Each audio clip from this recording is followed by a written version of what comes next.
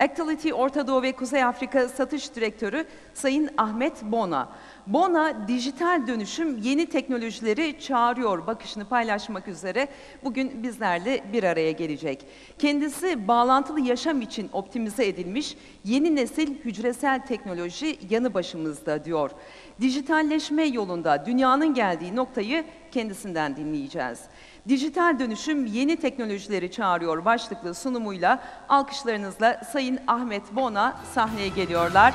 I would like to invite Mr. Bouna to the stage for his presentation. Welcome. Thank you very much. The stage is yours.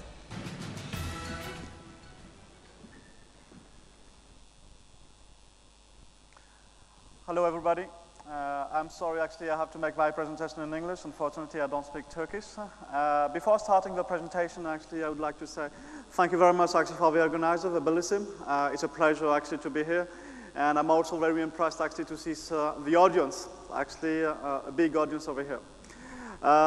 My presentation, actually, will be mainly oriented on IoT, how to benefit, actually, from IoT services, and to show you actually what is going to be the path and the different technologies actually to move to successful, let's say, IoT services on the Turkish market.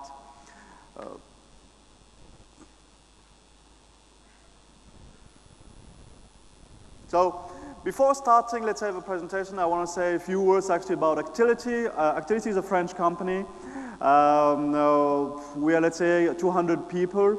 The company has been created in 2010, and we have 60% of the LoRaWAN commercial market worldwide. We have significant references worldwide, like SoftBank, like NTT, like Orange, like Swisscom, like Comcast in the US also in terms of IoT services.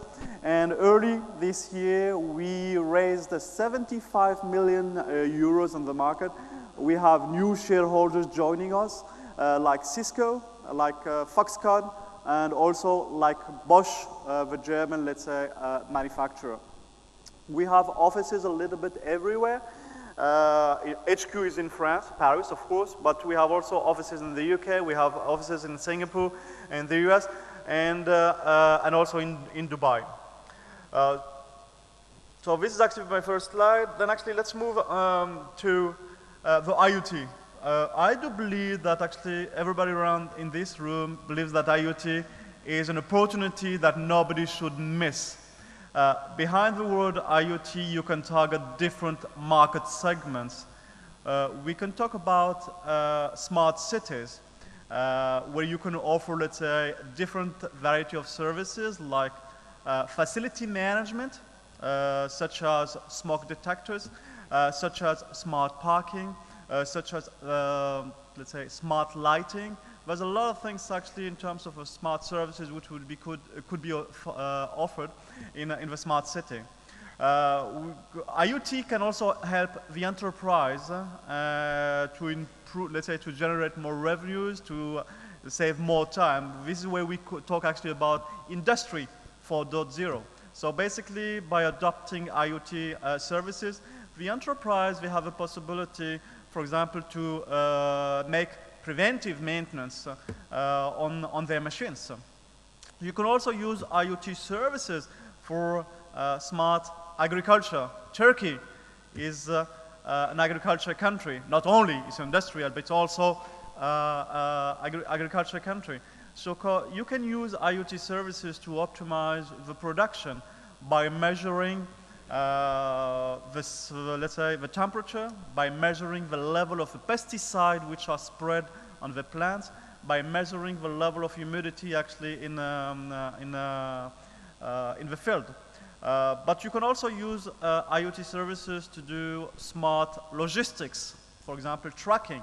If you are having, for example, ports like Turkey, you have a possibility to track any asset on the field, whether it is actually a container, whether it is a pallet, or even actually people who are driving the different vehicles on the port. So basically, any segment of the industry, of the economy, is touched by IoT services. And this is a train. We call it actually the digitalization train. everybody has to jump into that train. If you don't jump on that train, you will be, let's say, sticking behind, and nobody actually would be waiting for you. And it's not specific to Turkey. Every country where actually we go, there is actually a strategy of a digitalization of the economy, which is most of the time driven by operators. And by the way, I'm a little bit surprised because I don't see any name of the operators among the sponsors. Believe me, actually, they should be here. But that initiative is coming from the operators, but it's also coming from the countries, I mean governments, but also system integrators that they are trying actually to join actually that market also. So behind, let's say, the IoT, everybody actually has to sit around a table and they need to think, oh, IoT, I want to go for it, but which kind of a technology I'm going to use? So there's two ways to approach it. Actually, either you're going to go for the traditional technology. When I say traditional technology, it's mainly based on 2G, 3G, 4G, RF mesh, Wi-Fi, Bluetooth. This is actually what we call actually the traditional technology.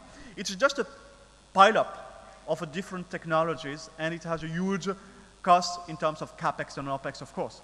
Then you have the new way to approach IoT services, which is based on LPWA, and LPWA stands for Low Power Wide Area. This is the latest technology. The beauty of it is actually you have one network to manage. You have one technology to manage. You don't have actually to have different teams in the organization actually to be specialized in such or such or such technology. It's one network, and then actually you have to focus only on the application. If you want to do smart parking, you have one network, and then actually you focus only on the sensors that you will be installing on the field and the application which be going along with the smart parking solution. So if we dig a little bit further, who is behind LPWA? So LPWA is the best compromise between the battery duration, okay, on the sensors, and also the coverage that you would like actually to address. Of course, when you see on this slide, actually you can use different kind of technologies to offer the service. But the best way is actually LPWA, because it's the best compromise in terms of the battery, in terms of actually the distance to be covered. When you dig a little bit further, so what are the technologies which are hidden behind the terminology LPWA? So you have LoRa technology, you have LTM technology, you have NB-IoT technology, you have Sigfox technology, and so on. So those technology would be helping, let's say, everybody actually to offer IoT services, and which sectors actually they should be, let's say, addressed. So you have, let's say, smart city, you have utilities. Everybody wants to use actually IoT services to collect the, let's say, the consumption of a user. There's no need anymore actually to send somebody and to take actually the consumption of everybody actually on the counters. This is actually old-fashioned. Putting a SIM card on a modem to read the meter, let's say for water meter or electricity meter or gas meter, and to read the consumption and to send it to the back end. This is an old technology. I mean, the SIM business actually is pretty much actually going down. So by adopting, let's say, the new technologies, you have a possibility as operators, as utilities, as smart cities, as factories, to take your fate in hands and to offer, let's say, IoT services. So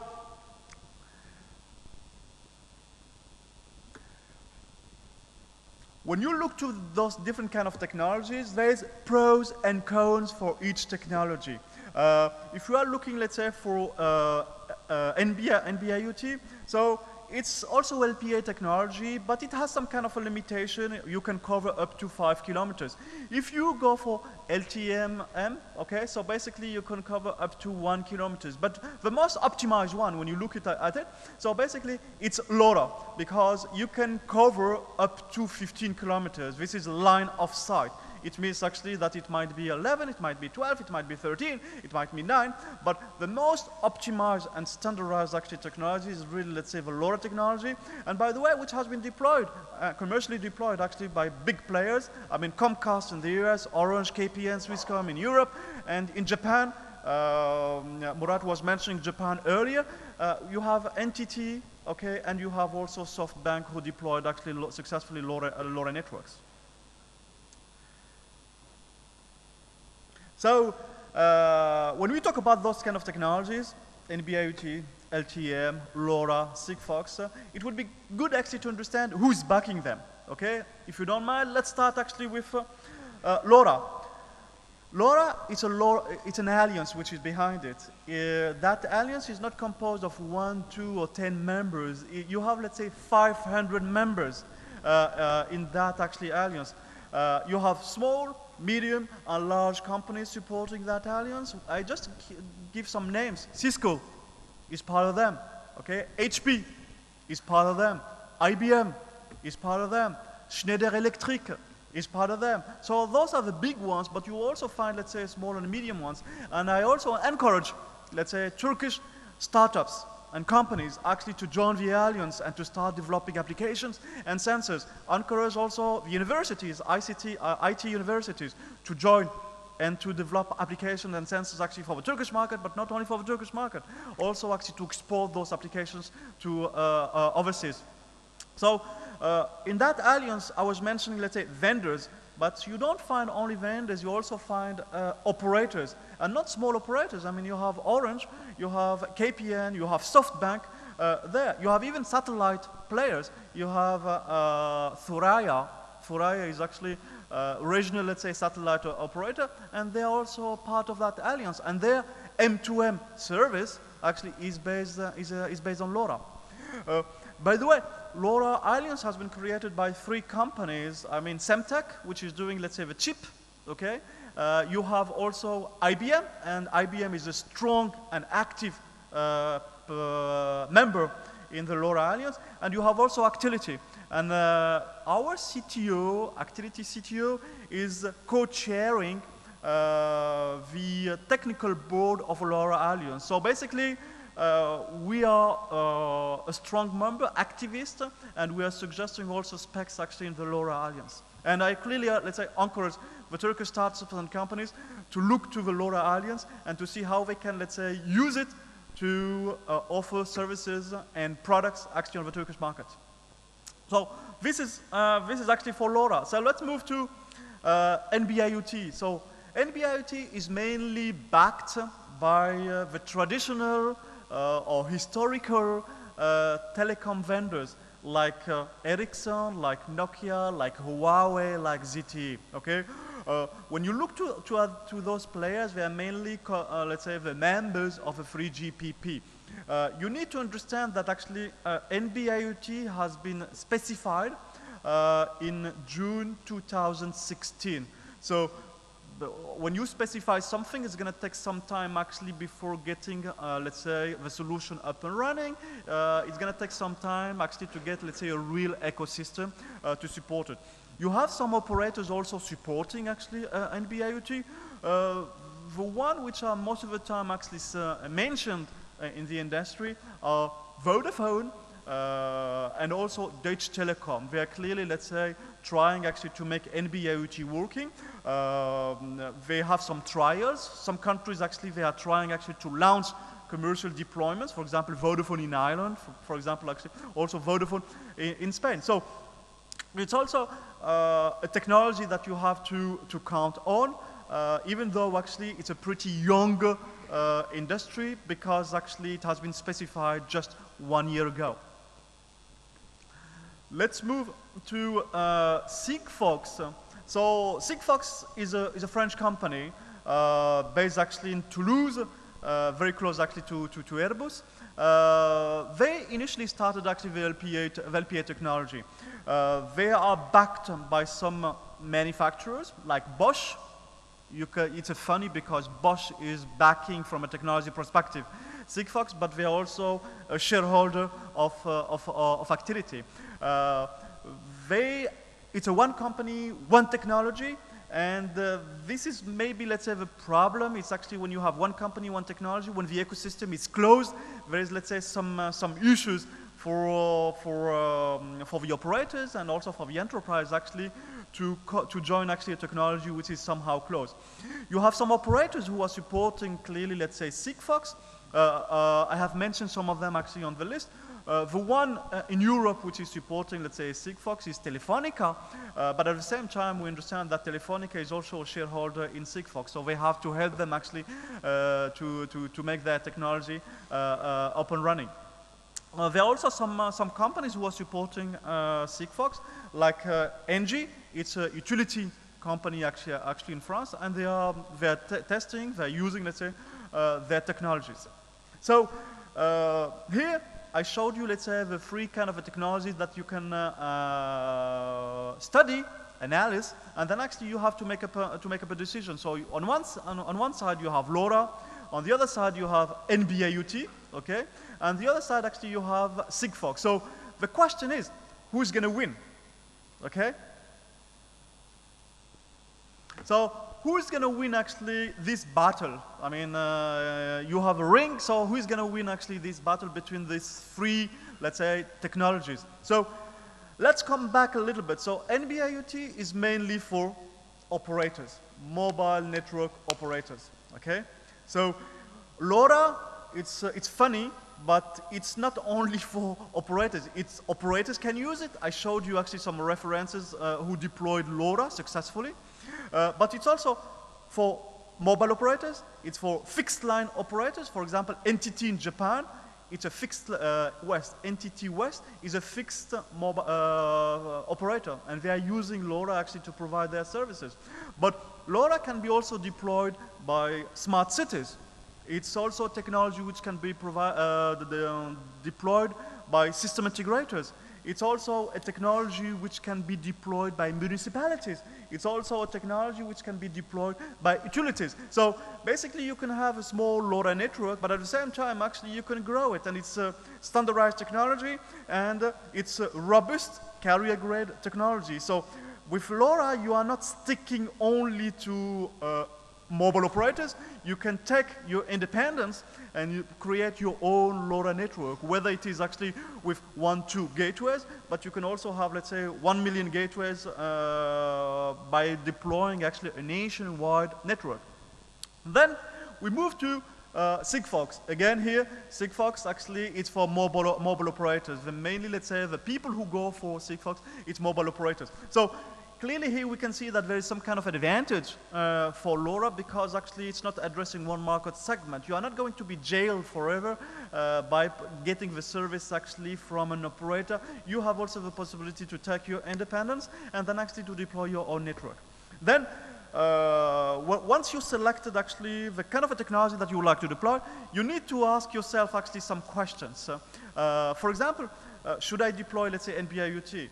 Today, you have some operators that they are thinking to deploy NB-IoT, but at the same time, they are saying, okay, I think it's better to wait for 5G deployment.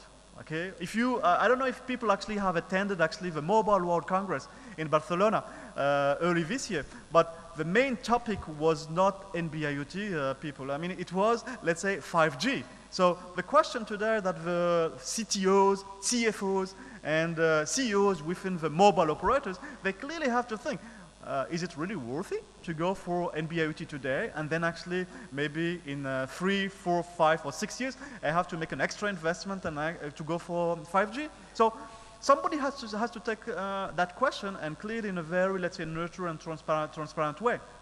Then, if you decide to go for NB-IoT anyway, please measure the cost risk, because actually you need to go for upgrades of your current core network to the latest release. Latest release is release 13. It's an upgrade in terms of hardware, in terms of software, okay? And once you are okay with that cost, maybe you need to ask yourself, okay, how long is it going to take actually to make that upgrade? It's going to take, let's say, 2 months? I don't believe so. It's going to take, let's say, 12 months? I don't believe so. I believe actually it's going to be much more than that. And the people who are pushing for NB-IoT, no one actually will be committing in the time frame, or if they commit, they will not, let's say, respect that time schedule. Then, a critical point in terms of NB-IoT, it's where's the ecosystem? I mean, in order to have, let's say, a successful IoT service, you need to have an ecosystem. Today, I mean, the ecosystem is pretty small in NB-IoT. So clearly, I mean, ask yourself, if you are in a position today actually to go for IoT and you don't know which kind of technology, please ask yourself actually those questions.